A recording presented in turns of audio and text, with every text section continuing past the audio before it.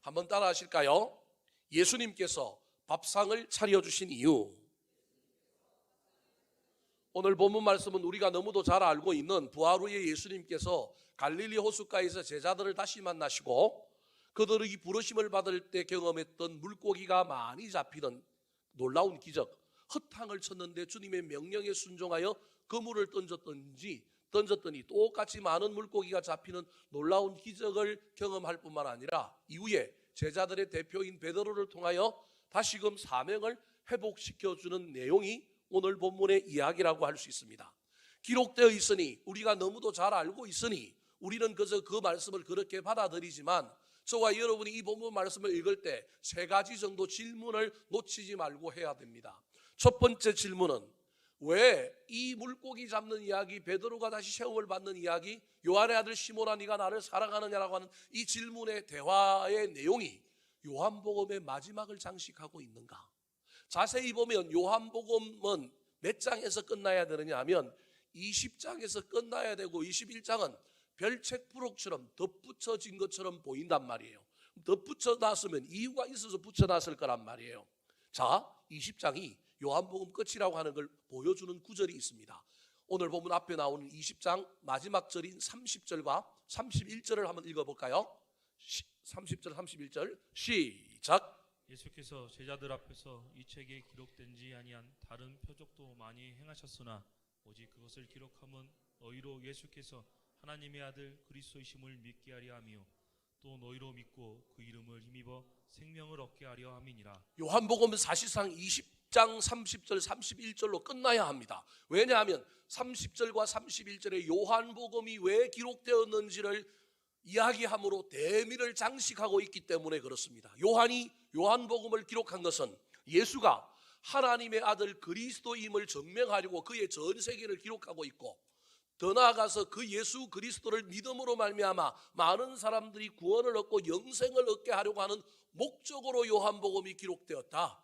그리고 특별히 30절에는 예수님이 이 땅에서 행한 일이 수두룩 빽빽한데 이 성경에 다 기록할 수 없어서 그가 하나님의 아들인 것과 그를 믿으면 구원 얻는 진리만을 기록하였다. 이게 30절의 내용인 거예요. 그러면 요한복음은 20장 30절과 31절에서 끝나야 하는데 끝의 이야기로 장식되기에는 조금 우리가 잘 알고는 있지만 내용적으로는 논리적으로는 마지막 편지 봉투를 딱 붙이는 것처럼 좀 합당하지 않는 이야기 하나가 붙어 있단 말이에요. 왜 붙어 있을까? 두 번째 질문, 부활하신 예수님은 제자들을 만나 주셨어요. 문을 꼭꼭 잠그고 있는데 깨뚫고 들어와서 제자들을 만나 주셔서 예수님의 부활이 진짜다, 예수님의 부활이 사실이다, 부활을 체험케 해주셨단 말이에요. 그럼 부활을 체험한 제자들이 달라져야 되잖아요. 그런데 안식일로 첫날 저녁 부활하신 그날에 최초로 부활하신 첫째 날에 제자들을 만났는데 8일이 지나고 난 다음에 또 예수님이 제자들에게 나타났단 말이에요. 우리 지난주에 공부했잖아요. 살펴본 것처럼. 그러면 8일이 지났으면 예수님을 만났으면, 부활하신 주님을 만났으면 그들이 변해야 되잖아요. 능력이 나타나야 되잖아요. 8일이 지났는데도 난지 8일이 되면 할례를 행하면 구약에는 인간이라 사람이라는 거예요. 그러면 예수를 만난 지 8일이 되었으면 영적으로 부활의 권능과 능력이 제자들에게 나타나야 하지 않겠습니까? 그런데 안 나타나요. 심지어 도마는 안 믿는다 그래서 예수님이 8일 이후에 나타나서 손에 못자국, 옆구리에 창자국 보여주고 만져보고 하고 이야기하실 정도로 다시금 그 부활이 사실임을 체험케 해주셨는데도 불구하고 제자들은 이상해요. 그래서 오늘 본문에는 예수님께서 다시 한번 세 번째로 제자들에게 나타나셨습니다. 왜 예수님이 제자들에게 세 번이나 나타나셔서 부활의 능력을 못 입고 있는 이 제자들에게 나타나셨을까? 자, 오늘 본문 1절 말씀, 세 번째 예수님께서 나타나신 장면입니다. 시작. 제자들에게 자기를 나타내셨으니 나타나신 일을 이러하니라. 14절에 보면 세 번째 나타나셨다라고 이야기하고 있습니다. 주님을 세 번이나 만났는데 제자들의 상태가 영 이상해요. 부활을 경험했으면 능력이 나타나고 변화가 일어나고 놀라운 일이 일어나야 되는데 주님을 3번 만났는데도 불구하고 변화가 없는 거예요. 능력이 안 나타나는 거예요. 인간은 몇 번이라고요? 3번. 그래서 어쩌면 예수님께서 3번째 오늘 본문에 나타나셨을 가능성이 있는 거예요. 그러면 부활이 능력이 없는가? 3번이나 만나야만이 능력이 나타나는가? 우리 주님은 한 번만 딱 손대도 낫는데 왜 부활과 관련하여 제자들의 변화의 모습은 이렇게 더딘가? 3번째 질문. 오늘 본문의 이야기 속에 우리가 어디에 초점을 맞춰야 할까? 예수님이 제자들을 처음 부르실 때 깊은 곳에 그물을 던져라 그랬더니 던졌으므로 고기가 많아져서 깜짝 놀란 이 어부들을 향하여 너희가 나를 따르라, 내가 사람 낚는 어부가 되게 하리라. 그래서 예수님을 따랐던 이 제자들, 이번에는 다시금 그물을 던졌는데 아무것도 잡지 못하고 왔는데 깊은 곳에 던지지 말고 이번에 어디 던지라 그래요? 배 오른편에 던지라 그랬단 말이에요. 그랬더니 그때와 마찬가지로 또 많은 고기가 잡혔는데 이번에는 고기 개수까지 이야기해줘요. 모나미 볼펜의 그 유명한 모델이 된 고기가 몇 마리 잡혔다고요? 153. 모나미 볼펜은 153이잖아요. 153마리나 잡혔다. 그러므로 저와 여러분은 이 초점, 예수 그리스도의 말씀에 순종하여 그물을 던지는 이 기적의 사건에 초점을 맞출 것이냐? 만약에 그렇다면 그 이야기로 끝이 나고 예수님께서 바로 베드로를 불러가지고 요한의 아들 시몬아 네가 나를 사랑하느냐? 내 양을 먹이라 이러면 되는데 이 기적과 베드로의 대화 사이에 또 다른 이야기가 있단 말이에요. 자, 먼저 기적을 한번 살펴볼까요? 6절 말씀 시작. 이르시되 그물을 배 오른편에 던지라 그리하면 잡으리라 하시니 이에 던졌더니 물고기가 많아 그물을 들 수 없더라. 우리는 이 이야기를 중요하게 여기고 이 사건에 초점을 맞추는데 오늘 본문에는 또 다른 이야기가 나온단 말이에요. 기적 다음에 바로 베드로를 만나면 좋겠는데 우리 주님이 기적 다음에 베드로를 만나기 전에 한 가지 일을 행하셨는데 그게 오늘 설교 제목이란 말이에요. 우리 주님께서 엄마처럼 앞치마를 들고 고기가 많이 잡히는 기적을 행하고 난 다음에 주님이 하신 일이 뭐냐 하면 식탁을 차렸단 말이에요. 뭘 차렸다고요? 밥상을 차려놓고 제자들 보고 와서 뭐 먹으라고요? 밥 먹으라. 그러니 제가 보기엔 우리는 그동안에는 이 153마리의 고기를 잡고 순종하여 그물을 던진 이야기가 이 21장의 아주 중요한 사건처럼 초점을 맞추는 이야기처럼 알고 있지만 조금만 다시 보면 그 이야기가 핵심이 아니라 어떤 것이 핵심이냐면 21장의 가장 중요한 핵심은 예수님께서 앞치마를 두르고 뭘 차렸다고요? 밥상을 차린 이야기.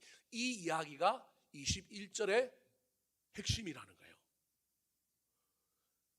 다시 정답을 이야기하면 거꾸로 가서 이야기하면 예수님께서 21장의 이 이야기 속에 가장 중요하게 초점을 맞추고 있는 것은 밥상이고 제자들에게 능력이 나타나지 않는 것은 밥상에서 밥을 못 얻었기 때문에 능력이 안 나타나는 거예요.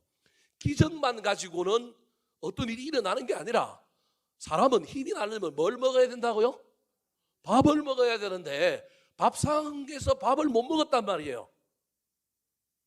신앙생활이 밥 먹는 건데 영적인 밥을 먹는 건데 밥은 안 먹고 맨날 기적만 쫓아다니면 큰일 나는 거예요. 제자들이 능력이 없는 건 밥상을 안 받았기 때문이고 그럼 예수님께서 밥상을 차려주신 이유는 뭐냐? 왜 요한복음 21장에 이 밥상의 이야기가 나오고 뭐 베드로를 그 다음에 막 대화하는 이야기가 나오느냐? 이 밥상이 도대체 어떤 의미냐? 이 밥상은 어떤 의미가 있느냐 하면 앞으로 제자들이 다시금 세움을 받아서 복음을 전하고 교회를 세울 때 교회가 어떠해야 되느냐? 교회는 밥상 공동체다. 저와 여러분이 능력이 나타나려면 부활의 권능을 입고 놀라운 신앙의 능력이 나타나려면 밥상을 받고 말씀을 예배를 먹어야 된다. 그리고 베드로와 대화를 통하여 베드로를 다시 보낼 때 베드로가 내 양을 먹이라 그랬는데 양을 먹이는 사람은 목자인데 목자는 양에게 푸른 초장 실만한 물가로 그들을 인도해야 되는 것처럼 영적으로 예수님이 제자들을 향하여 너희들이 앞으로 밥상 차리는 사람이라는 거예요. 오늘 저와 여러분을 향하여 하시는 얘기예요. 우리 교회는 밥상 공동체여야 하고 저와 여러분은 뭐 하는 사람이라고요? 밥상 차리는 사람들이라는 거예요. 하나님 나라는 밥상이다.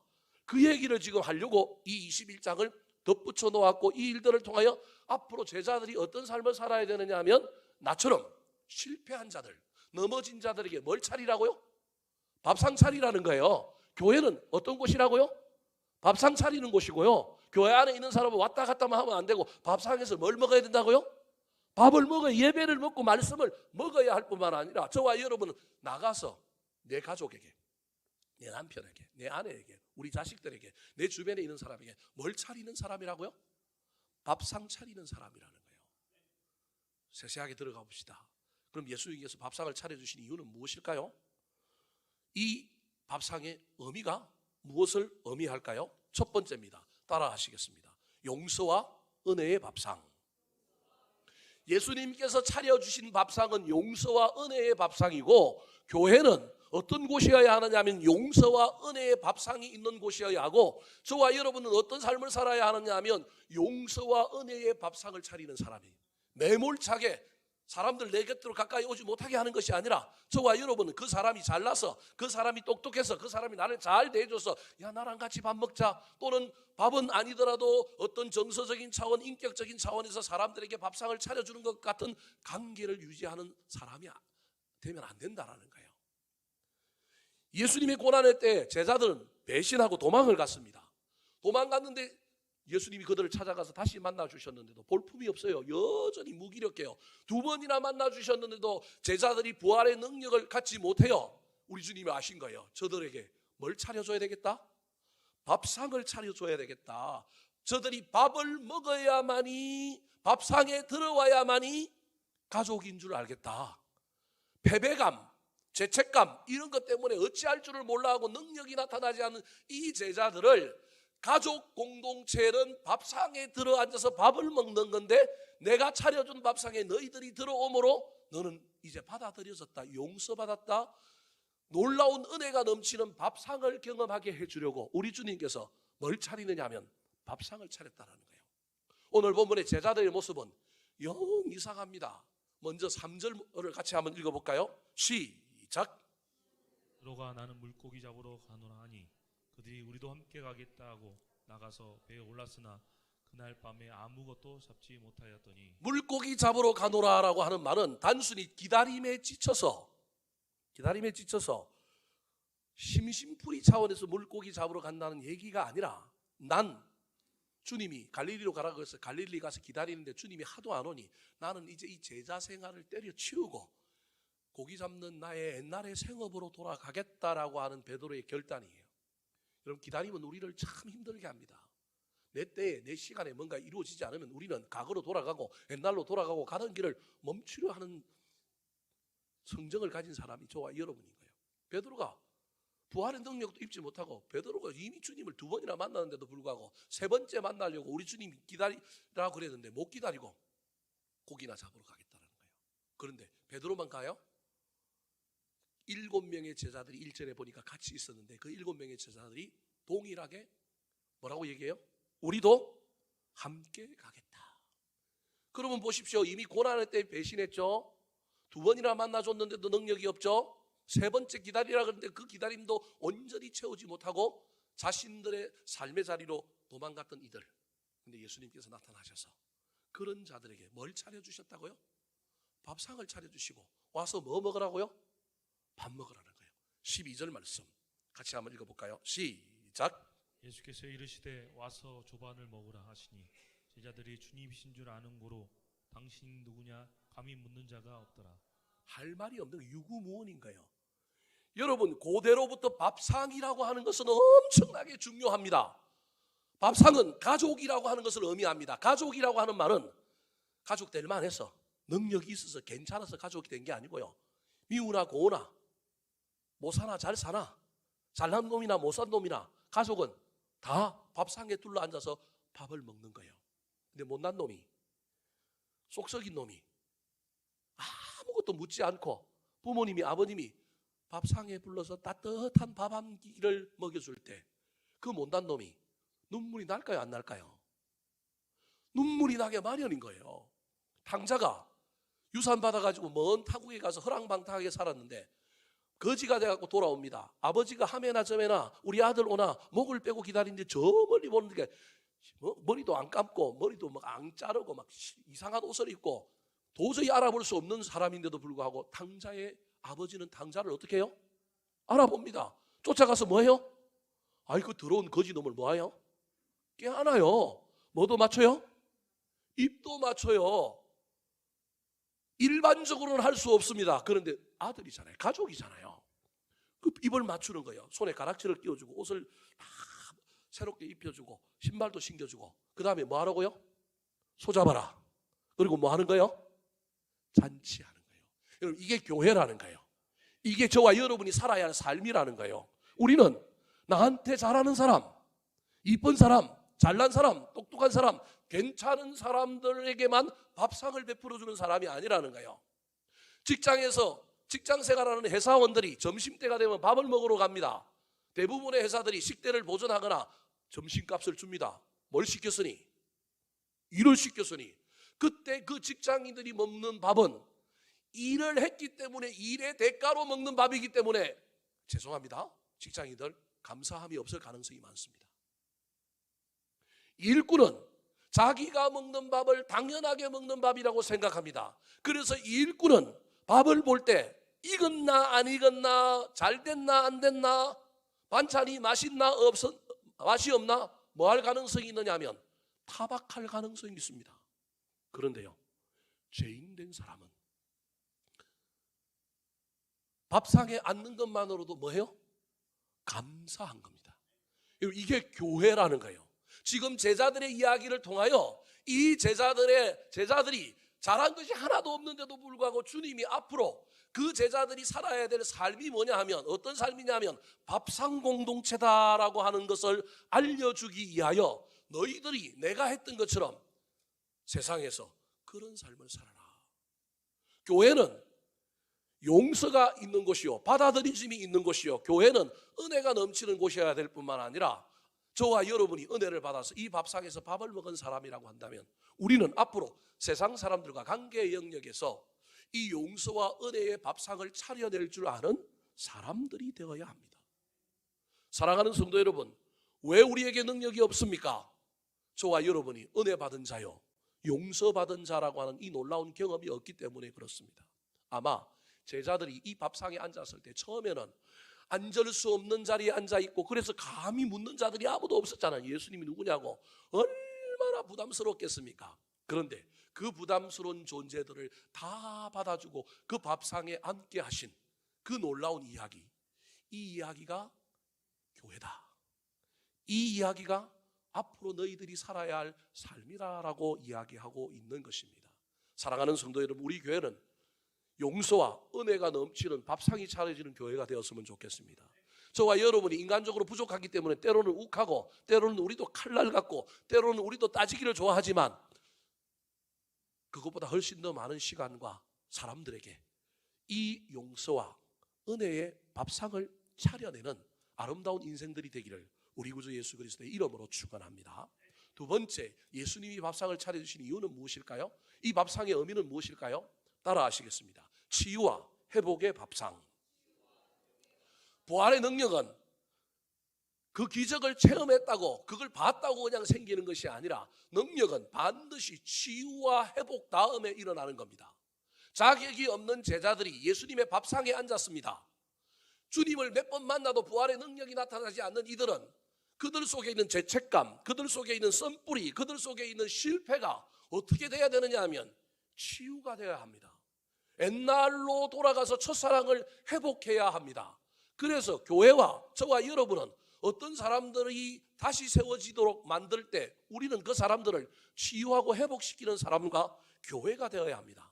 주님은 밥상에 앉을 자격이 없는 제자들을 밥상으로 초청하신 후에 그들에게 놀라운 일을 행하셨습니다. 예수님의 밥상에 무엇이 있었을까요?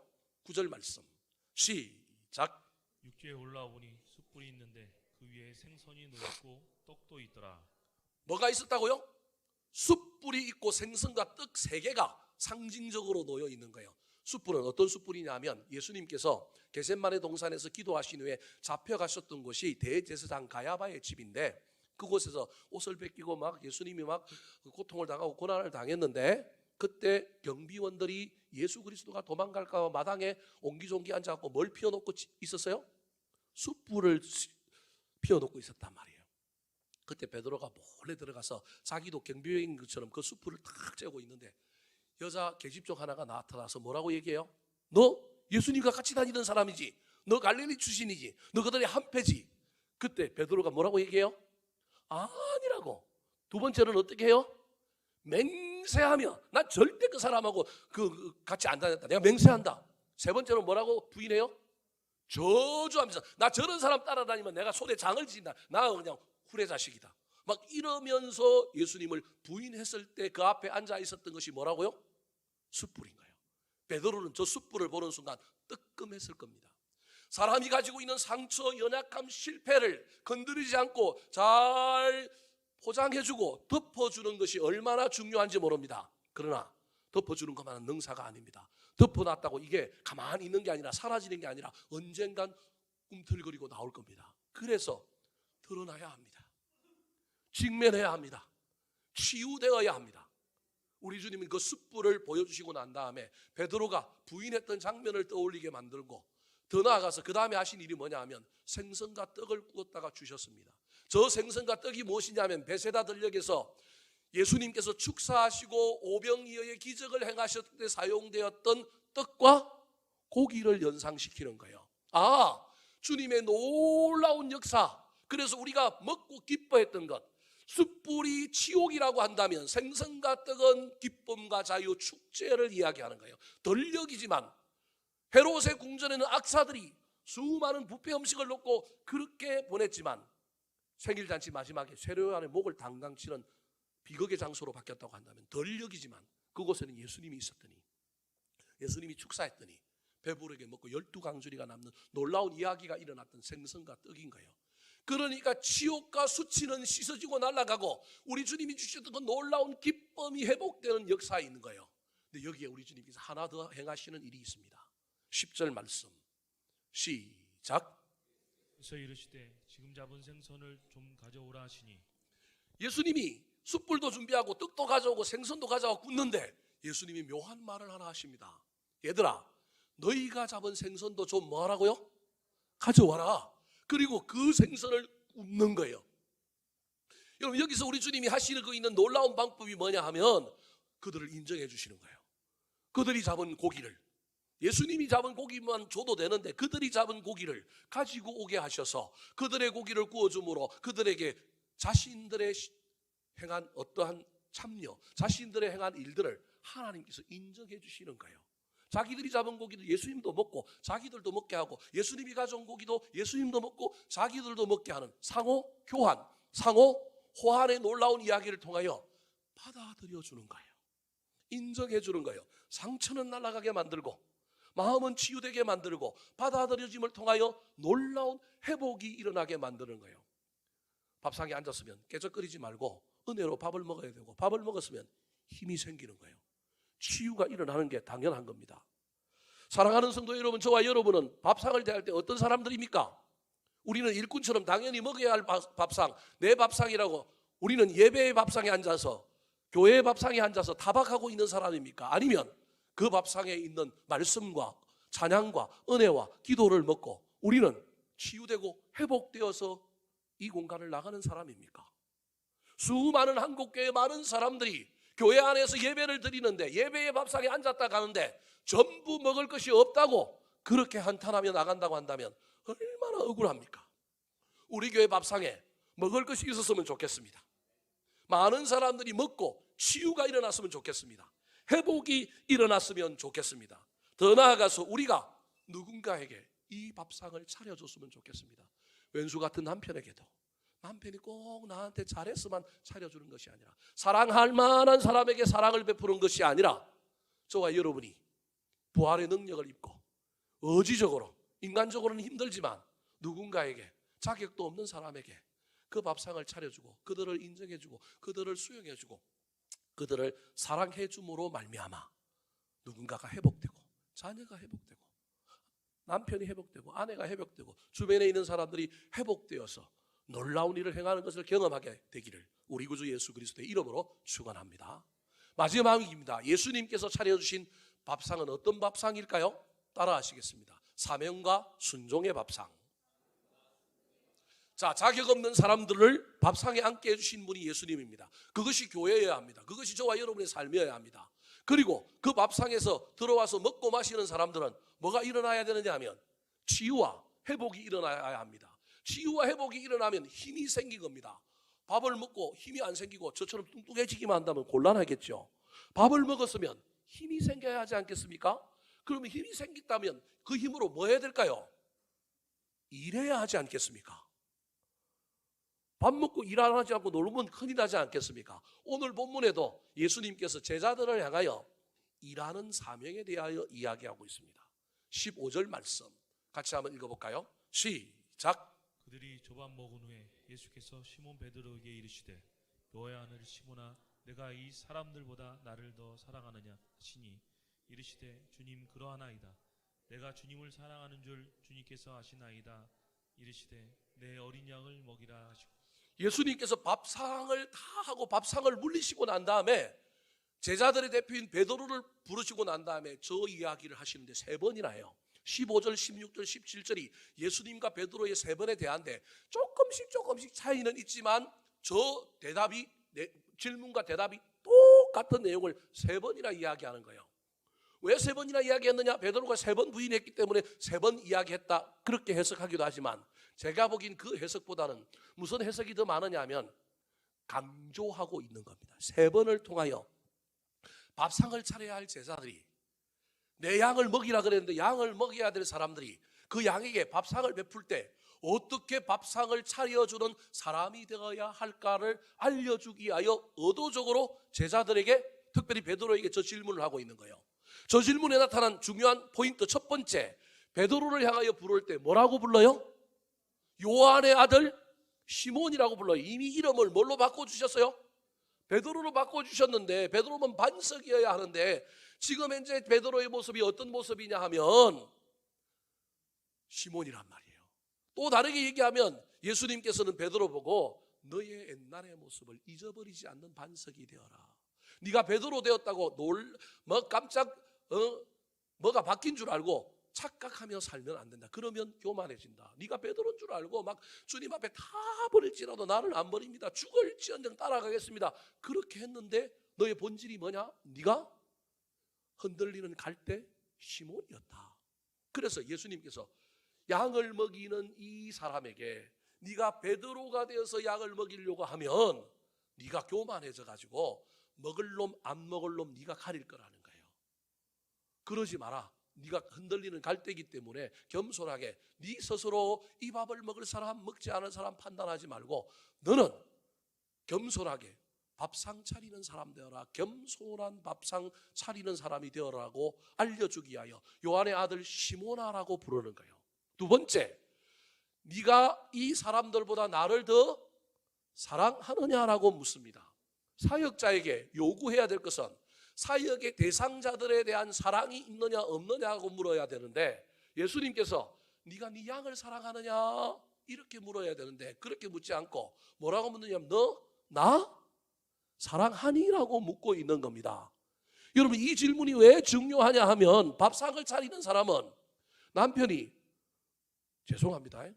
안 믿는 가정이 예를 들어서 술을 대따 먹고 그 다음 밤에 들어오는데 아침에 밥 차려주고 싶어요? 안 차려주고 싶어요? 그 매운 미운 인간 뭐 차려주고 싶어요? 그런데 예수 믿는 아내라고 한다면 눈을 탁 감고 의지적으로 꿀물을 타주든지 미역국이 아니고 북엇국을 끓여 줘야 하지 않겠습니까? 근데 저와 여러분이 베드로가 되면 어떤 사람이 사랑의 대상이냐 아니냐를 판단할 뿐만 아니라 그 사람의 사랑할 만한 모습을 가지고 내가 뭔가를 하게 된다는 거예요. 그래서 주님은 어떤 사람을 사랑하는 것은 네가 기준을 정하면 안 되고 누가 기준을 정해야 된다고요? 하나님이 예수님이 정해야 한다는 거예요. 그래서 그 사람의 어떠함 때문에 밥상을 차리고 사랑할 것이 아니라 누구 때문에? 예수님 때문에. 예수님 때문에 형제를 사랑합니다. 예수님 때문에 자매를 사랑하니. 그래서 지금 양을 먹이는 밥상 차리는 위치로 제자들을 내보내면서 지금 베드로에게 예수님이 하고 있는 이야기는, 야, 네가 스스로 밥상 차려야 될 사람이냐 아니냐 판단하지 말고 너는 무조건 밥상 차리는데 도무지 그 인간 때문에 밥상 차리기 힘들면 누굴 떠올리라고요? 예수님을 떠올리라. 나를 사랑함으로 그들에게 밥상을 차려라는 거예요. 그런데 베드로가 뭐라고 대답해요? 주님, 그러하나이다 라고 이야기해요. 내가 주님을 사랑하는 줄 주님께서 뭐 하시나고요? 아시나이다. 이 말은 베드로가 아주 겸손하게 대답하는 거예요. 이건 아주 베드로가 겸손이에요. 말을 막 주저하는 거예요. 무슨 말이냐면 예전 같으면 십자가 이전에는 베드로가 뭐라고 다 따라간다 그러고 자기는 열심히 믿는다고 생각하고 자기 공로로 다 한다고 생각한 사람이에요.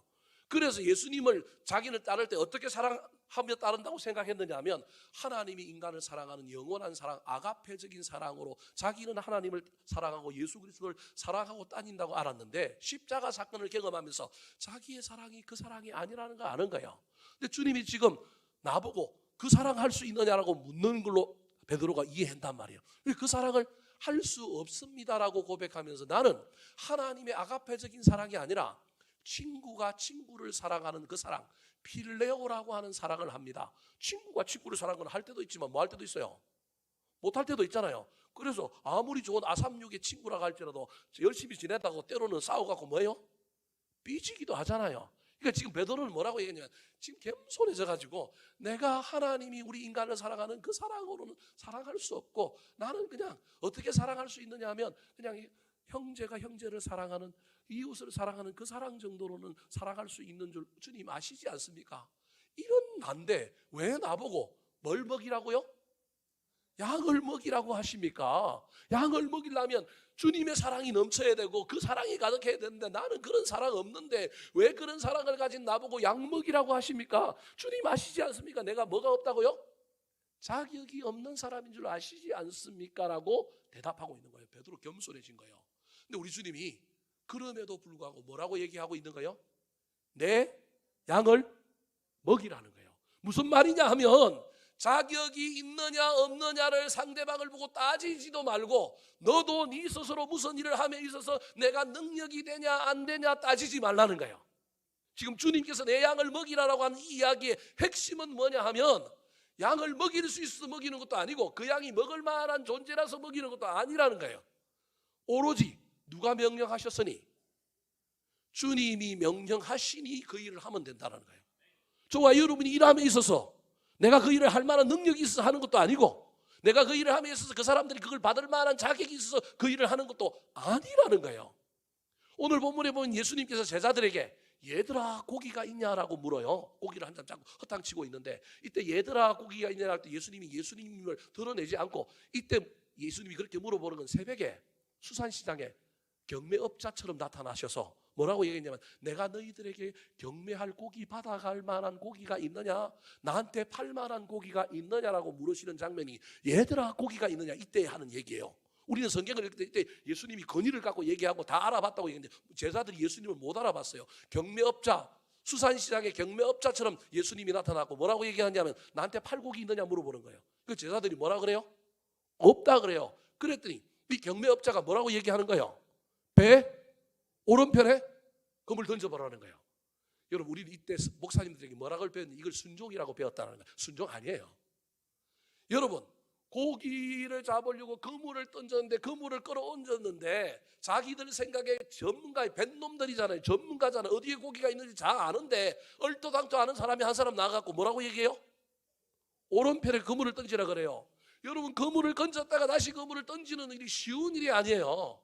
제가 어릴 때 고향에서 동네 어르신들이 그물 쳐놓은 데 갖고 새벽에 살짝 가갖고 고기 털어갖고 먹은 적이 많아요. 그러면 고기를 털어 먹었으면 표가 안 나게끔 그물을 다시 정상적으로 놔야 되는데 털어 먹고 난 다음에 바쁘니까 그물을 어떻게 해놓고 오는 거예요? 본래 주인이 넣은 것처럼 안 해놓고 오니까 주인이 나가보니까 고기가 없으면 오늘 고기 안 들은 모양이다 이렇게 생각했는데 그물이 이상하면 요놈들이 뭐 했구나 서리를 해먹었네. 그래서 아침에 조사가 나오면 발각이 돼요. 제가 옛날에 그렇게 살았던 사람이에요. 너무 오해하지 말아요. 그래도 착한 사람이에요 제가. 여하튼 그런 일이 있는 것처럼 이 고기 그물을 다시금 얹었다가 던지는 게 쉬운 일이 아니에요. 자기의 전문성을 갖고 있는데 그 말에 순종하여 던질 수가 없어요. 지금 무슨 얘기를 하고 있느냐면 요행수를 바라고 있는 거예요. 없는데 그냥 뭐 한번 해보자.